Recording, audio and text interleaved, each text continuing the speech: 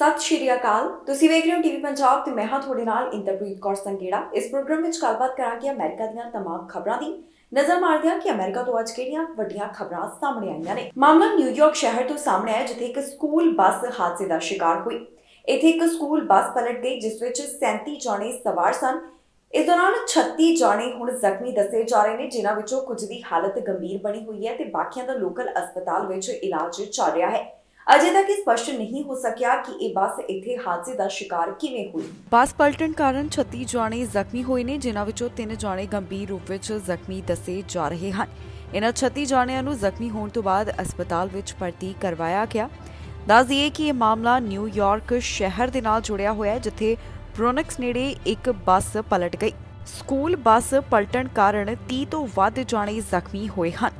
ਜਾਣਕਾਰੀ ਮੁਤਾਬਕ ਇਸ ਸਕੂਲ ਬੱਸ ਵਿੱਚ 37 ਜਾਣੇ ਸਵਾਰ ਸਨ। ਇਸ ਬਾਰੇ ਨਿਊਯਾਰਕ ਸਿਟੀ ਪੁਲਿਸ ਡਿਪਾਰਟਮੈਂਟ ਵੱਲੋਂ ਜੋ ਹੁਣ ਤੱਕ ਦੀ ਜਾਣਕਾਰੀ ਦਿੱਤੀ ਗਈ, ਉੱਥੇ ਉਹਨਾਂ ਦੱਸਿਆ ਕਿ ਇਹ ਘਟਨਾ 5:55 ਦੇ ਕਰੀਬ ਵਾਪਰੀ ਹੈ। ਮੌਕੇ ਦੀ ਇੱਕ ਵੀਡੀਓ ਫੁਟੇਜ ਵੀ ਸਾਹਮਣੇ ਆਈ, ਜਿਸ ਵਿੱਚ ਵੇਖਿਆ ਜਾ ਸਕਦਾ ਹੈ ਕਿ ਕਿਵੇਂ ਇਹ ਬੱਸ ਪਲਟੀ ਹੋਈ ਦਿਖਾਈ ਦੇ ਰਹੀ ਹੈ। ਨਿਊਯਾਰਕ ਪੁਲਿਸ ਡਿਪਾਰਟਮੈਂਟ ਦਾ ਕਹਿਣਾ ਹੈ ਕਿ ਉਹ ਘਟਨਾ ਵਾਲੀ ਥਾਂ ਦੇ ਉੱਪਰ ਸਵੇਰੇ 6 ਵਜੇ ਪਹੁੰਚੇ। ਫਾਇਰ ਆਫੀਸ਼ੀਅਲਸ ਨੇ ਇੱਥੇ ਦੇਖਿਆ ਕਿ 36 ਜਾਣੇ ਜ਼ਖਮੀ ਹਾਲਤ ਵਿੱਚ ਸਨ, ਜਿਨ੍ਹਾਂ ਨੂੰ ਲੋਕਲ ਹਸਪਤਾਲ ਵਿੱਚ ਭਰਤੀ ਕਰਵਾਇਆ ਗਿਆ। 3 ਜਾਣਿਆਂ ਦੀ ਹਾਲਤ ਇਸ ਸਮੇਂ ਗੰਭੀਰ ਦੱਸੀ ਜਾ ਰਹੀ ਹੈ, ਪਰ ਦੂਜੇ ਪਾਸੇ 33 ਜਾਣੇ ਇਸ ਸਮੇਂ ਉਹ ਹਨ ਜਿਨ੍ਹਾਂ ਦਾ ਹਲਕੀਆਂ ਸੱਟਾਂ ਦੇ ਕਾਰਨ ਇਲਾਜ ਚੱਲ ਰਿਹਾ ਹੈ। ਇਸ ਤੋਂ ਇਲਾਵਾ ਇਹ ਵੀ ਜਾਣਕਾਰੀ ਦਿੱਤੀ ਗਈ ਹੈ ਕਿ ਬੱਸ ਦੇ ਡਰਾਈਵਰ ਨੇ ਆਪਣਾ ਇਲਾਜ ਕਰਨ ਤੋਂ ਮਨਾ ਕਰ ਦਿੱਤਾ ਤੇ ਨਾਲ ਹੀ ਉਸ ਦੇ ਉੱਪਰ ਕਾਰਵਾਈ ਕਰਨ ਦੀ ਵੀ ਗੱਲ ਕਹੀ ਜਾ ਰਹੀ ਹੈ। ਜਿਸ ਵੇਲੇ ਬੱਸ ਹਾਦਸੇ ਦਾ ਸ਼ਿਕਾਰ ਹੋਈ ਹੈ, ਉਸ ਦੌਰਾਨ ਕੋਈ ਵੀ ਬੱਚਾ ਇਸ ਬੱਸ ਵਿੱਚ ਨਹੀਂ ਬੈਠਿਆ ਹੋਇਆ ਸੀ।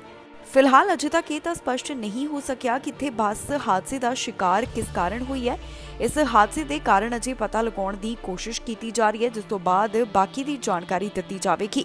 ਹੁਣ ਤੱਕ ਦੀ ਅਪਡੇਟ ਦੇ ਵਿੱਚ ਅਜੇ ਬਹੁਤੀਆਂ ਗੱਲਾਂ ਸਾਂਝੀਆਂ ਨਹੀਂ ਕੀਤੀਆਂ ਗਈਆਂ। ਜਾਰਜੀਆ ਦੇ ਇੱਕ ਆਰਮੀ ਕੈਂਪ ਦੇ ਉੱਪਰ ਅਸਮਾਨੀ ਬਿਜਲੀ ਡਿੱਗਣ ਦਾ ਮਾਮਲਾ ਸਾਹਮਣੇ ਆਇਆ। ਫੌਜੀਆਂ ਦੇ ਉੱਪਰ ਬਿਜਲੀ ਡਿੱਗੀ ਹੈ, ਜਿਸ ਕਾਰਨ ਇੱਕ ਦੀ ਮੌਤ ਹੋ ਗਈ ਤੇ 9 ਜਾਣੇ ਜ਼ਖਮੀ ਦੱਸੇ ਜਾ ਰਹੇ ਹਨ। ਹੁਣ ਤੱਕ ਇਸ ਬਾਰੇ ਕੀ ਡਿਟੇਲ ਦਿੱਤੀ ਗਈ, ਤੁਹਾਨੂੰ ਇਸ ਖਬਰ ਵਿੱਚ ਦੱਸਾਂਗੇ। ਫੌਜੀਆਂ ਦੇ ਉੱਪਰ ਅਸਮਾਨੀ ਬਿਜਲੀ ਡਿੱਗੀ, ਜਿਸ ਕਾਰਨ ਇੱਕ ਦੀ ਮੌਤ ਹੋ ਗਈ ਤੇ 9 ਜਾਣੇ ਜ਼ਖਮੀ ਦੱਸੇ ਜਾ ਰਹੇ ਨੇ। ਇਹ ਮਾਮਲਾ ਜਾਰਜੀਆ ਦੇ US ਆਰਮੀ ਬੇਸ ਨਾਲ ਜੁੜਿਆ ਹੋਇਆ ਹੈ, ਜਿੱਥੇ ਆਰਮੀ ਬੇਸ ਦੇ ਉੱਪਰ ਅਸਮਾਨੀ ਬਿਜਲੀ ਡਿੱਗੀ ਹੈ। ਅਧਿਕਾਰੀਆਂ ਵੱਲੋਂ ਇਸ ਮਾਮਲੇ ਦੀ ਜੋ ਜਾਣਕਾਰੀ ਦਿੱਤੀ ਗਈ, ਉਸ ਵਿੱਚ ਦੱਸਿਆ ਗਿਆ ਕਿ ਕੁਝ ਫੌਜੀ ਟ੍ਰੇਨਿੰਗ ਦੇ ਵਿੱਚ ਹਿੱਸਾ ਲੈ ਰਹੇ ਸਨ, ਜਿਸ ਵੇਲੇ ਉਹਨਾਂ ਦੇ ਉੱਪਰ ਅਸਮਾਨੀ ਬਿਜਲੀ ਡਿੱਗੀ।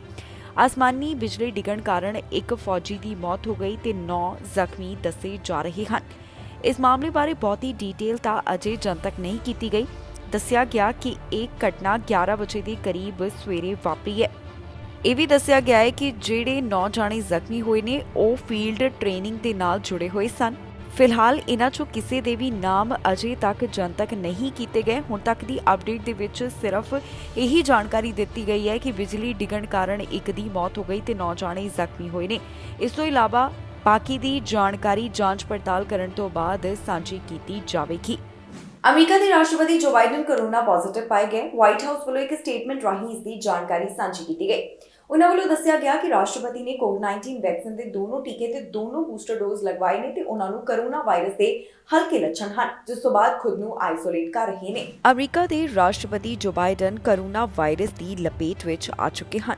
ਜਾਣਕਾਰੀ ਮੁਤਾਬਕ ਉਹਨਾਂ ਦਾ ਕੋਰੋਨਾ ਟੈਸਟ ਪੋਜ਼ਿਟਿਵ ਆਇਆ ਤੇ ਰਾਸ਼ਟਰਪਤੀ ਨੂੰ ਕੋਰੋਨਾ ਦੇ ਹਲਕੇ ਸਿੰਪਟਮਸ ਹਨ। ਵਾਈਟ ਹਾਊਸ ਵੱਲੋਂ ਇਸ ਬਾਰੇ ਇੱਕ ਸਟੇਟਮੈਂਟ ਜਾਰੀ ਕੀਤੀ ਗਈ, ਜਿਸ ਵਿੱਚ ਉਹਨਾਂ ਦੱਸਿਆ ਕਿ ਰਾਸ਼ਟਰਪਤੀ ਜੋ ਬਾਈਡਨ ਵੱਲੋਂ ਕੋਵਿਡ-19 ਵੈਕਸੀਨ ਦੇ 2 ਟੀਕੇ ਤੇ 2 ਬੂਸਟਰ ਡੋਜ਼ ਹਾਸਲ ਕੀਤੇ ਗਏ ਨੇ। ਉਹਨਾਂ ਵੱਲੋਂ ਖੁਦ ਨੂੰ ਆਈਸੋਲੇਟ ਕੀਤਾ ਜਾ ਰਿਹਾ ਹੈ, ਜਿੱਥੇ ਉਹ ਆਪਣਾ ਘਰ ਤੋਂ ਕੰਮ ਜਾਰੀ ਰੱਖਣਗੇ। ਵਾਈਟ ਹਾਊਸ ਦਾ ਕਹਿਣਾ ਹੈ ਕਿ ਰਾਸ਼ਟਰਪਤੀ ਵੱਲੋਂ CDC ਦੀਆਂ ਸਾਰੀਆਂ ਗਾਈਡਲਾਈਨਜ਼ ਮੰਨੀਆਂ ਜਾਣਗੀਆਂ, ਤਾਂ ਹੀ ਉਹ ਖੁਦ ਨੂੰ ਕੋਰੋਨਾ ਪੋਜ਼ਿਟਿਵ ਪਾਏ ਜਾਣ ਤੋਂ ਬਾਅਦ ਆਈਸੋਲੇਟ ਕਰ ਰਹੇ ਹਨ। ਇਸ ਤੋਂ ਇਲਾਵਾ ਇਹ ਵੀ ਜਾਣਕਾਰੀ ਦਿੱਤੀ ਗਈ ਹੈ ਕਿ ਉਹਨਾਂ ਵੱਲੋਂ ਵਾਈਟ ਹਾਊਸ ਦੇ ਸਟਾਫ ਨਾਲ ਲਗਾਤਾਰ ਫੋਨ ਰਾਹੀਂ ਰਾਬਤਾ ਕੀਤਾ ਜਾ ਰਿਹਾ ਹੈ। ਜੋ ਵੀ ਉਹਨਾਂ ਦੀਆਂ ਮੀਟਿੰਗਸ ਨੇ, ਇਸ ਫੋਨ ਰਾਹੀਂ ਹੀ ਉਹਨਾਂ ਦੇ ਨਾਲ ਗੱਲਬਾਤ ਕੀਤੀ ਜਾ ਰਹੀ ਹੈ। ਇਸ ਦੇ ਨਾਲ ਹੀ ਜੋ ਬਾਈਡਨ ਦਾ ਇੱਕ ਟਵੀਟ ਵੀ ਸਾਹਮਣੇ ਆਇਆ, ਜਿਸ ਵਿੱਚ ਉਹਨਾਂ ਨੇ ਆਪਣੀ ਸਿਹਤ ਦੇ ਬਾਰੇ ਜਾਣਕਾਰੀ ਦਿੱਤੀ। ਰਾਸ਼ਟਰਪਤੀ ਜੋ ਬਾਈਡਨ ਨੇ ਦੱਸਿਆ ਕਿ ਉਹ ਬਿਲਕੁਲ ਠੀਕ ਨੇ ਤੇ ਆਪਣੇ ਆਪ ਨੂੰ ਬਿਜ਼ੀ ਰੱਖਣ ਦੀ ਕੋਸ਼ਿਸ਼ ਕਰ ਰਹੇ ਹਨ। ਉਹ ਕਹਿੰਦੇ ਨੇ ਕਿ ਉਹਨਾਂ ਵੱਲੋਂ ਇੱਕ ਐਂਟੀਵਾਇਰਲ ਡਰੱਗ ਲੈਣ ਦੀ ਵੀ ਸ਼ੁਰੂਆਤ ਕਰ ਦਿੱਤੀ ਗਈ ਹੈ, ਤਾਂ ਕਿ ਕੋਰੋਨਾ ਵਾਇਰਸ ਤੋਂ ਹੋਰ ਵੀ ਰਾਹਤ ਹਾਸਲ ਕੀਤੀ ਜਾ ਸਕੇ। ਮੌਜੂਦਾ ਸਮੇਂ ਰਾਸ਼ਟਰਪਤੀ ਜੋ ਬਾਈਡਨ ਨੂੰ ਕੋਰੋਨਾ ਦੇ ਹਲਕੇ ਲੱਛਣ ਹਨ ਤੇ ਉਹਨਾਂ ਵੱਲੋਂ ਖੁਦ ਨੂੰ ਆਈਸੋਲੇਸ਼ਨ ਵਿੱਚ ਰੱਖਿਆ ਗਿਆ ਹੈ। ਰਾਸ਼ਟਰਪਤੀ ਜੋ ਬਾਈਡਨ ਦੀ ਪਤਨੀ ਦਾ ਕੋਰੋਨਾ ਟੈਸਟ ਨੈਗੇਟਿਵ ਆਇਆ ਹੈ। ਉਹ ਬਿਲਕੁਲ ਠੀਕ ਹਨ। ਜ਼ਿਕਰਯੋਗ ਹੈ ਕਿ ਰਾਸ਼ਟਰਪਤੀ ਜੋ ਬਾਈਡਨ ਜੋ ਕਿ 79 ਸਾਲ ਦੇ ਹਨ, ਉਹਨਾਂ ਵੱਲੋਂ ਕੋਵਿਡ-19 ਵੈਕਸੀਨ ਦੇ ਦੋਨੋਂ ਟੀਕੇ ਲਗਵਾਏ ਗਏ ਜੋ ਕਿ ਫਾਈਜ਼ਰ ਵੈਕਸੀਨ ਉਹਨਾਂ ਵੱਲੋਂ ਲਗਵਾਈ ਗਈ। ਇਸ ਤੋਂ ਬਾਅਦ ਉਹਨਾਂ ਨੇ ਸਤੰਬਰ 2021 ਦੌਰਾਨ ਪਹਿਲਾ ਬੂਸਟਰ ਸ਼ਾਟ ਲਗਵਾਇਆ ਤੇ 30 ਮਾਰਚ ਨੂੰ ਉਹਨਾਂ ਵੱਲੋਂ ਚੌਥਾ ਕੋਰੋਨਾ ਦਾ ਟੀਕਾ ਜਾਣੀ ਕਿ ਦੂਸਰਾ ਬੂਸਟਰ ਡੋਜ਼ ਹਾਸਲ ਕੀਤਾ ਗਿਆ। ਜਾਰਜੀਆ ਤੋਂ ਗੋਲੀਬਾਰੀ ਦਾ ਮਾਮਲਾ ਸਾਹਮਣੇ ਆਇਆ। ਗੋਲੀ ਲੱਗਣ ਕਾਰਨ 1 ਸਾਲ ਦੇ ਬੱਚੇ ਦੀ ਮੌਤ ਹੋ ਗਈ ਤੇ 2 ਸਾਲ ਦਾ ਬੱਚਾ ਜ਼ਖਮੀ ਦੱਸਿਆ ਜਾ ਰਿਹਾ ਹੈ। ਫਿਲਹਾਲ ਇਹ ਸਪਸ਼ਟ ਨਹੀਂ ਹੋ ਸਕਿਆ ਕਿ ਇੱਥੇ ਗੋਲੀਆਂ ਕਿਸ ਕਾਰਨ ਚਲਾਈਆਂ ਗਈਆਂ। ਇਸ ਮਾਮਲੇ ਦੀ ਪੁਲਿਸ ਵੱਲੋਂ ਜਾਂਚ ਕੀਤੀ ਜਾ ਰਹੀ ਹੈ। ਗੋਲੀਬਾਰੀ ਦੀ ਘਟਨਾ ਵਿੱਚ 1 ਸਾਲ ਦੇ ਬੱਚੇ ਦੀ ਮੌਤ ਹੋ ਗਈ ਤੇ 2 ਸਾਲ ਦਾ ਬੱਚਾ ਜ਼ਖਮੀ ਦੱਸਿਆ ਜਾ ਰਿਹਾ ਹੈ। ਗੋਲੀਬਾਰੀ ਦਾ ਮਾਮਲਾ ਜਾਰਜੀਆ ਦੇ ਅਪਾਰਟਮੈਂਟ ਤੋਂ ਸਾਹਮਣੇ ਆਇਆ, ਜਿੱਥੇ ਪੁਲਿਸ ਦਾ ਕਹਿਣਾ ਹੈ ਕਿ ਗੋਲੀ ਲੱਗਣ ਕਾਰਨ 1 ਸਾਲ ਦੇ ਬੱਚੇ ਦੀ ਮੌਤ ਹੋ ਗਈ ਤੇ 2 ਸਾਲ ਦਾ ਇੱਕ ਬੱਚਾ ਜ਼ਖਮੀ ਹੋਇਆ ਹੈ। ਅਧਿਕਾਰੀਆਂ ਨੇ ਦੱਸਿਆ ਹੈ ਕਿ ਇੱਥੇ 10:45 ਦੇ ਕਰੀਬ ਅਪਾਰਟਮੈਂਟ ਵਿੱਚ ਗੋਲੀਆਂ ਲੱਗਣ ਦੇ ਬਾਰੇ ਉਹਨਾਂ ਨੂੰ ਪਤਾ ਚੱਲਿਆ। ਗੋਲੀਆਂ 2 ਬੱਚਿਆਂ ਨੂੰ ਲੱਗੀਆਂ। ਜ਼ਖਮੀ ਹਾਲਤ ਦੇ ਵਿੱਚ ਉਹਨਾਂ ਨੂੰ ਹਸਪਤਾਲ ਭਰਤੀ ਕਰਵਾਇਆ ਗਿਆ। 1 ਸਾਲ ਦੇ ਬੱਚੇ ਨੂੰ ਇੱਥੇ ਮ੍ਰਿਤਕ ਐਲਾਨ ਕਰ ਦਿੱਤਾ ਗਿਆ ਤੇ ਦੂਸਰੇ ਬੱਚੇ ਦਾ ਇਸ ਸਮੇਂ ਹਸਪਤਾਲ ਵਿੱਚ ਇਲਾਜ ਚੱਲ ਰਿਹਾ। ਇਹਨਾਂ ਦੋਹਾਂ ਦੇ ਨਾਮ ਅਜੇ ਤੱਕ ਪੁਲਿਸ ਵਿਭਾਗ ਵੱਲੋਂ ਜਨਤਕ ਨਹੀਂ ਕੀਤੇ ਗਏ। ਮਾਮਲੇ ਦੀ ਜਾਂਚ ਜਾਰਜੀਆ ਬਿਊਰੋ ਆਫ ਇਨਵੈਸਟੀਗੇਸ਼ਨ ਵੱਲੋਂ ਕੀਤੀ ਜਾ ਰਹੀ ਹੈ, ਜਿਸ ਤੋਂ ਬਾਅਦ ਉਹ ਬਾਕੀ ਦੀ ਡਿਟੇਲ ਦੇਣਗੇ। ਅਜੇ ਤੱਕ ਇਹ ਵੀ ਪਤਾ ਨਹੀਂ ਲੱਗ ਸਕਿਆ ਕਿ ਇੱਥੇ ਗੋਲੀਆਂ ਕਿਉਂ ਚੱਲੀਆਂ, ਗੋਲੀਆਂ ਕਿਸ ਕਾਰਨ ਚਲਾਈਆਂ ਗਈਆਂ। ਗੋਲੀਬਾਰੀ ਦੇ ਕਾਰਨ ਅਤੇ ਬਾਕੀ ਚੀਜ਼ਾਂ ਪਤਾ ਲਗਾਉਣ ਦੀ ਲਗਾਤਾਰ ਕੋਸ਼ਿਸ਼ ਕੀਤੀ ਜਾ ਰਹੀ ਹੈ। ਪੁਲਿਸ ਵਿਭਾਗ ਵੱਲੋਂ ਇਹ ਜ਼ਰੂਰ ਸਪਸ਼ਟ ਕੀਤਾ ਗਿਆ ਹੈ ਕਿ ਜਿਹੜੇ 2 ਪੀੜਤਾਂ ਨੂੰ ਗੋਲੀ ਲੱਗੀ ਉਹ ਇੱਕ ਦੂਸਰੇ ਦੇ ਸਿਬਲਿੰਗ ਸਨ। ਹੁਣ ਪੁਲਿਸ ਇਸ ਮਾਮਲੇ ਦੀ ਵਧੇਰੇ ਜਾਂਚ ਪੜਤਾਲ ਕਰ ਰਹੀ ਹੈ, ਜਿਸ ਤੋਂ ਬਾਅਦ ਬਾਕੀ ਦੀ ਜਾਣਕਾਰੀ ਉਹਨਾਂ ਵੱਲੋਂ ਦਿੱਤੀ ਜਾਏਗੀ। ਹੁਣ ਤੱਕ ਦੀ ਅਪਡੇਟ ਦੇ ਵਿੱਚ ਇਹਨਾਂ ਗੱਲਾਂ ਦੀ ਹੀ ਸਾਂਝ ਪਾਈ ਗਈ ਹੈ।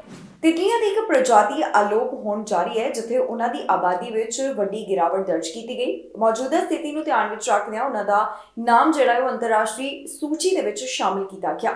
ਇੱਕ ਕਿਸਮ ਦੀ ਤਿਤਲੀ ਨੂੰ ਖਤਰੇ ਵਿੱਚ ਘਿਰੀਆਂ ਪ੍ਰਜਾਤੀਆਂ ਦੀ ਅੰਤਰਰਾਸ਼ਟਰੀ ਸੂਚੀ ਵਿੱਚ ਸ਼ਾਮਿਲ ਕੀਤਾ ਗਿਆ। ਇਸ ਤਿਤਲੀ ਦੀ ਪ੍ਰਜਾਤੀ ਦਾ ਨਾਮ ਮਨੋਰਕ ਹੈ। ਉੱਤਰੀ ਅਮਰੀਕੀ ਮਨੋਰਕ ਤਿਤਲੀ ਦੀ ਆਬਾਦੀ 22% ਤੋਂ 72% ਤੱਕ ਘੱਟ ਦਰਜ ਕੀਤੀ ਗਈ। ਦਰਅਸਲ ਪ੍ਰਵਾਸੀ ਮਨੋਰਕ ਤਿਤਲੀ ਪ੍ਰਜਾਤੀ ਅਲੋਪ ਹੋਣ ਤੋਂ 2 ਪੜਾਅ ਹੀ ਦੂਰ ਬਚੀ ਹੈ।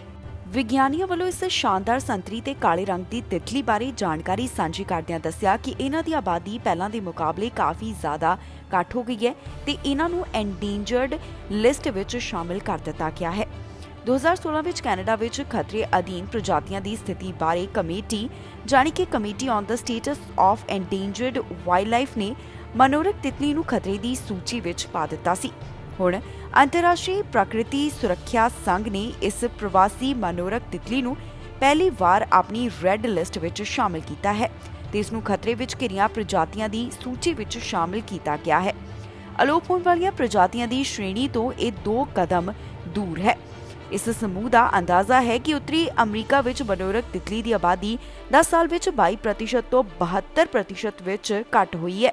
ਮਿਸ਼ੀਗਨ ਯੂਨੀਵਰਸਿਟੀ ਵਿੱਚ ਜੀਵ ਵਿਗਿਆਨੀ ਵੱਲੋਂ ਇਸ ਬਾਰੇ ਆਪਣੇ ਵਿਚਾਰ ਸਾਂਝੇ ਕੀਤੇ ਗਏ। ਉਹਨਾਂ ਕਿਹਾ ਕਿ ਅਸੀਂ ਇਸ ਪ੍ਰਜਾਤੀ ਦੇ ਘੱਟ ਹੋਣ ਤੋਂ ਚਿੰਤਾ ਵਿੱਚ ਹਾਂ। ਇਹ ਸੋਚਣਾ ਬਹੁਤ ਸੌਖਾ ਹੈ ਕਿ ਕਿਵੇਂ ਬਹੁਤ ਜਲਦੀ ਇਹ ਪ੍ਰਜਾਤੀ ਹੋਰ ਵੀ ਵਧੇਰੇ ਖਤਰੇ ਵਿੱਚ ਆ ਸਕਦੀ ਹੈ। ਦੱਸ ਦਈਏ ਕਿ ਇਹਨਾਂ ਤਿਤਲੀਆਂ ਦਾ ਇੱਕ ਛੋਟਾ ਸਮੂਹ ਸਰਦੀਆਂ ਦਾ ਮੌਸਮ ਕੈਲੀਫੋਰਨੀਆ ਦੇ ਤਟਵਰਤੀ ਇਲਾਕੇ ਵਿੱਚ ਬਿਤਾਉਂਦਾ ਹੈ ਤੇ ਇਸ ਤੋਂ ਬਾਅਦ ਬਸੰਤ ਤੇ ਗਰਮੀ ਦੀ ਰੁੱਤ ਅਮਰੀਕਾ ਦੇ ਰੌਕੀ ਪਰਬਤਾਂ ਦੇ ਪੱਛਮ ਵਿੱਚ ਪੈਂਦੇ ਸੂਬਿਆਂ ਵਿੱਚ ਇਹਨਾਂ ਵੱਲੋਂ ਬਿਤਾਇਆ ਜਾਂਦਾ ਹੈ। ਕਿਹਾ ਜਾ ਰਿਹਾ ਹੈ ਕਿ ਇਹਨਾਂ ਤਿਤਲੀਆਂ ਨੂੰ ਬਚਾਉਣ ਵਿੱਚ ਲੋਕ ਵੀ ਮਦਦ ਕਰ ਸਕਦੇ ਨੇ। ਉਹਨਾਂ ਨੇ ਲੋਕਾਂ ਨੂੰ ਖਾਸ ਕਿਸਮ ਦੇ ਬੂਟੇ ਲਗਾਉਣ ਦੇ ਵਾਸਤੇ ਸੁਝਾਅ ਦਿੱਤਾ ਹੈ, ਜਿਸ ਦੇ ਨਾਲ ਇਹਨਾਂ ਤਿਤਲੀਆਂ ਦੀ ਪ੍ਰਜਾਤੀ ਨੂੰ ਬਚਾਇਆ ਜਾ ਸਕਦਾ ਹੈ, ਜਿਸ ਬਾਰੇ ਜਾਣਕਾਰੀ ਸਾਂਝੀ ਕੀਤੀ ਗਈ। ਦੱਸ ਦਈਏ ਕਿ ਕੇਂਦਰੀ ਤੇ ਦੱਖਣੀ ਅਮਰੀਕਾ ਦੀਆਂ ਗੈਰ ਪ੍ਰਵਾਸੀ ਮਨੋਰਕ ਤਿਤਲੀਆਂ ਨੂੰ ਖਤਰੇ ਵਿੱਚ ਸ਼ਾਮਿਲ ਨਹੀਂ ਕੀਤਾ ਗਿਆ। ਇਹ ਸਭ ਕੁਝ ਖਬਰਾਂ ਜਿਹੜੀਆਂ ਅੱਜ ਦੇ ਦਿਨ ਅਮਰੀਕਾ ਤੋਂ ਸਾਹਮਣੇ ਆਈਆਂ। ਬਾਕੀ ਖਬਰਾਂ ਲਈ ਤੁਸੀਂ ਬਣੇ ਰਹੋ ਟੀਵੀ ਪੰਜਾਬ ਨਾਲ। ਫਿਲਹਾਲ ਮੈਨੂੰ ਇੰਦਰਪ੍ਰੀਤ ਕੌਰ ਸੰਗੇੜਾ ਨੂੰ ਦਿਓ ਇਜਾਜ਼ਤ।